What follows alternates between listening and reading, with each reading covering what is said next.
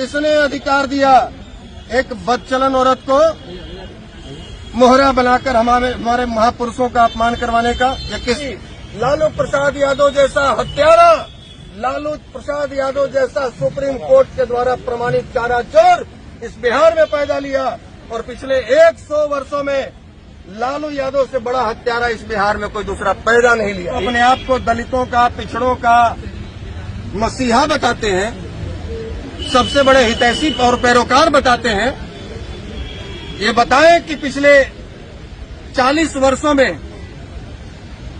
बिहार में सबसे अधिक दलितों पर, महादलितों पर, अति पिछड़ों पर या अन्य पिछड़ी जातियों पर कौन सी पार्टी के गुंडों ने अत्याचार किया है? और ये मैं नहीं कह रहा हूं, ये देश का संविधान कहेगा, ये कोर्ट कहेगा। और प्रत्येक जिला मुख्यालय से के लोग हत्यारा और मुर्दाबाद कहते हैं। और उसी भारतीय संविधान ने, बाबा साहब के द्वारा रचित संविधान के द्वारा, जिस व्यक्ति को सुप्रीम कोर्ट ने चारा चोर घोषित किया और चुनाव लड़वाने से वंचित किया, उस व्यक्ति का सुबह शाम जाकर चरण वंदना करते हैं। क्या ये बाबा साहब भीमराव अंबेडकर का अपमान नहीं? जिनका पिछले 40 वर्षों का यदि आप रिकॉर्ड निकालेंगे तो यही उनका तरीका है, हर बार यही तरीका अपनाए जब चुनाव नजदीक आता है। तब ये लोग अगड़ा पिछड़ा, दलित फॉरवर्ड, हिंदू मुस्लिम ये राग अलापना शुरू करते हैं और ये अपने बोतल से कभी 100 में 90 शोषित है, 90 भाग हमारा है, तो कभी भूरा बाल साफ करो तो कभी ब्रह्मेश्वर मुखिया मुर्दाबाद जैसे जिन निकालते हैं। तो वैसे लोग जिनको 15 वर्ष तक बिहार का कमान सौंपा बिहार के लोगों ने, लेकिन हम उनसे पूछना चाहते हैं कि बिहार को आपने क्या दिया 15 वर्षों में? और ये सवाल मेरी बिहार की जनता से भी है कि आपको 15 वर्षों में क्या मिला लालू जी के और राबड़ी जी के शासनकाल में?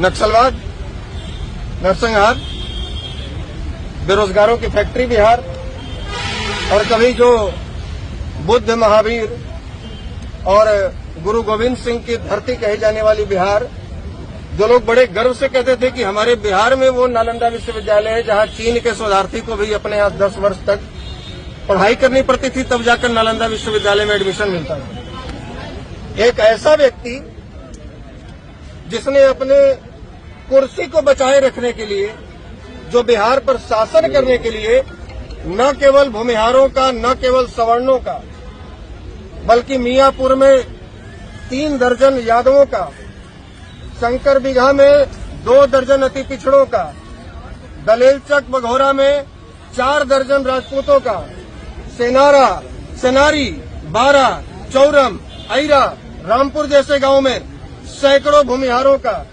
और बेलछी में सैकड़ों नोनिया, धानुक और कानू, ये अति पिछड़े समाज के लोगों का नरसंहार करवाया। इनके लोग ये कहते हैं कि हम बाबा साहब भीमराव अंबेडकर को मानने वाले लोग हैं। ये अच्छी बात है। अंबेडकर साहब इस देश के महान से महानतम व्यक्तियों में शामिल हैं और हम भी उनको मानते हैं। ये कहते हैं कि हम उनके द्वारा रचित संविधान को मानने वाले लोग हैं। ये देश संविधान से चलेगा, मनुस्मृति से नहीं चलेगा। ये बहुत अच्छी बात है। लोकतांत्रिक देश संविधान से ही चलना चाहिए, मनुस्मृति से नहीं चलनी चाहिए। और मैं कहता हूं कि मैं अपने जीवन काल में कभी मनुस्मृति नामक पुस्तक देखी नहीं हमने। इन्हीं लोगों के हाथों में देखी, कभी जलाते हुए। ऐसे हमने सामने से मनुस्मृति कभी नहीं देखा। हम भी संविधान को मानने वाले लोग हैं। लेकिन जो कहते हैं कि हम बाबा साहब का सम्मान करते हैं, तो क्या ये बाबा साहब का अपमान नहीं है कि उन्हीं बाबा साहब के द्वारा लिखे गए संविधान ने जिस व्यक्ति को बाइज्जत बरी किया और सारे दोषों से दोषमुक्त करार किया, उस व्यक्ति को खुलेआम इनकी पार्टी के लोग हत्यारा और मुर्दाबाद कहते हैं।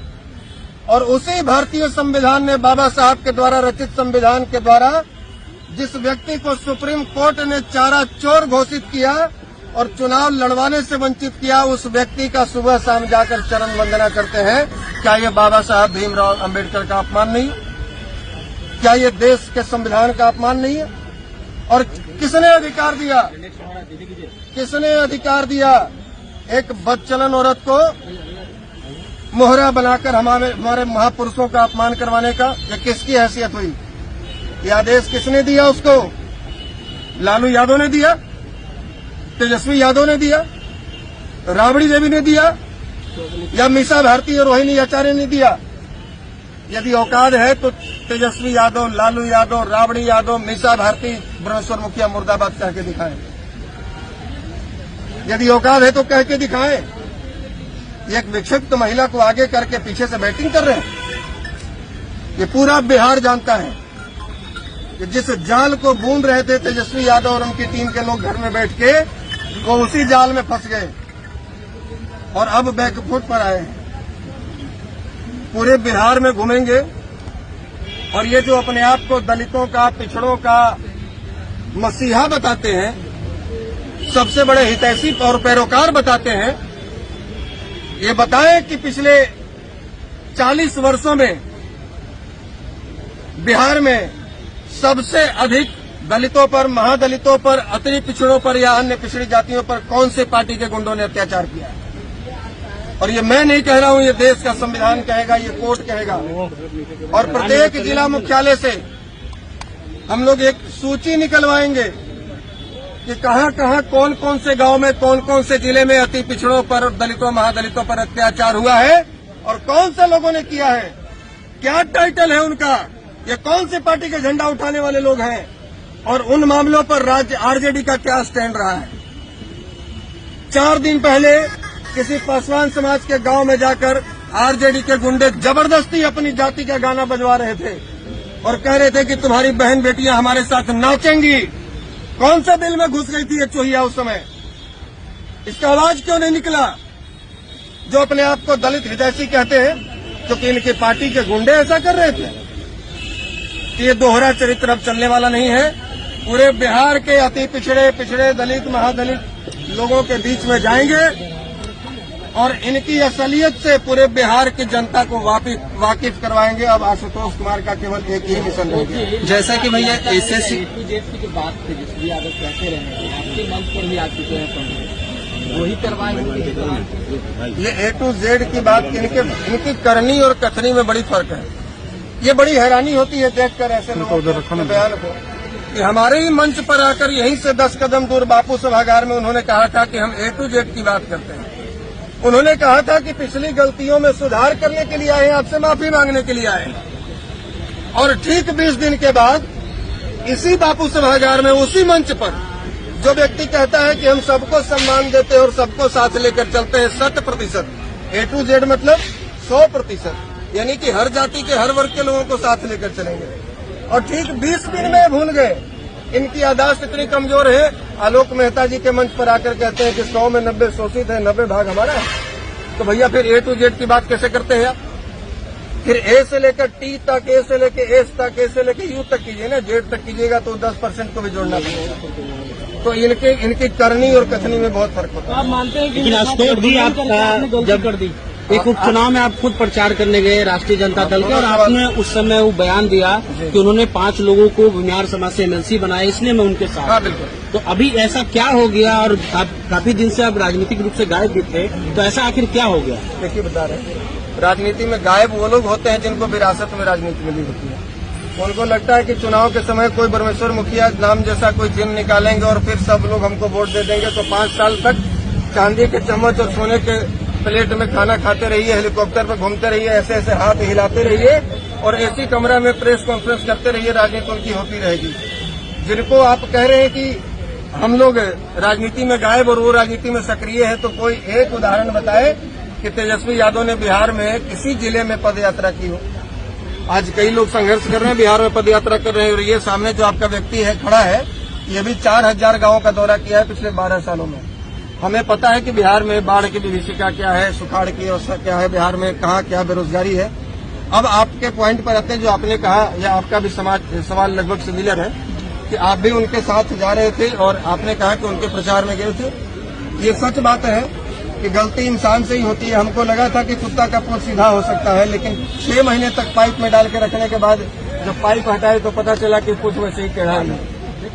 हम नाली से उठाकर सोफा पर बैठाने की बात कर रहे थे, लेकिन उनको वापस नाली पसंद है। हम प्रोग्रेसिव बिहार करने वाले उस युवा को पसंद कर रहे थे या समर्थन कर रहे थे जो झूठा मंचों से वाहवाही लूटते चल रहे थे कि हम तो बिहार को अव्वल राज्यों की श्रेणी में बना देंगे, हम तो बिहार में रोजगार देने वाली फैक्ट्री लगाएंगे, हम तो बिहार को IT हब बनाएंगे। हम तो बिहार को शिक्षित बिहार बनाएंगे, अगड़ा बिहार बनाएंगे। हम वैसे झूठा और फरेब वादा करने वाले लोग का समर्थन कर रहे थे, लेकिन उनका चाल और चरित्र बहुत दिन तक टिका नहीं और ये तुरंत उजागर हो गया कि आखिर उनकी मानसिकता उनके पिताजी वाली ही है।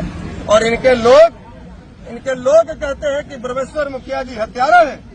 ये आपको कहने का अधिकार किसी ने नहीं दिया है। जब कोर्ट ने बाइज्जत बरी किया तो ये कहने का अधिकार किसी ने नहीं दिया है। हाँ, मैं दावे के साथ कह सकता हूँ कि पिछले 100 वर्षों में ये बिहार का दुर्भाग्य है कि लालू प्रसाद यादव जैसा भ्रष्टाचारी, लालू प्रसाद यादव जैसा हत्यारा, लालू प्रसाद यादव जैसा सुप्रीम कोर्ट के द्वारा प्रमाणित चारा चोर इस बिहार में पैदा लिया। और पिछले 100 वर्षों में लालू यादव से बड़ा हत्यारा इस बिहार में कोई दूसरा पैदा नहीं लिया। इस अपमान के खिलाफ आप आगे कानूनी प्रक्रिया क्या कर रहे हैं? हम अपनी कानूनी प्रक्रिया कर रहे हैं। हमने भी जैसे अगले ने कानूनी प्रक्रिया किया, एफआईआर दर्ज करवाया, SC/ST एक्ट के तहत मुझ पर मुकदमा दर्ज किया गया। हमने भी कानूनी सलाह ली और ये SC/ST एक्ट मुझ पर मेंटेनेबल नहीं है। अच्छा, ये मुझ पर लागू नहीं होता है। कैसे लगाया गया, हम इसके खिलाफ हाईकोर्ट में रीट याचिका दायर करेंगे, क्योंकि हमने किसी को भी जाति होने की वजह से कुछ नहीं बोला, किसी को जाति सूचक कोई अपशब्द नहीं बोला। सारिका पासवान के जगह पर मिश्रा, सिंह, तिवारी, यादव, कुशवाहा कोई भी होती या होता और हमारे पूर्वजों का इस प्रकार से अपमान करते तो हमारे शब्द उसके लिए ऐसे ही होते, बल्कि इससे भी ज्यादा कठोर हो सकते। एक लास्ट सवाल आपको जी, बिहार विधानसभा का चुनाव भी इसी साल है, क्या आपकी जो पार्टी है वो चुनाव में जाएगी?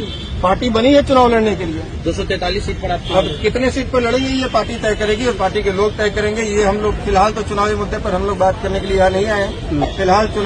फिलहाल मुद्दा ये है कि बिहार से एक वैसी पार्टी को बिल्कुल नेस्तनाबूद कर देना है जो वापस 2015 में नीतीश जी के रहमो करम पर फिर से जिंदा हो गई है।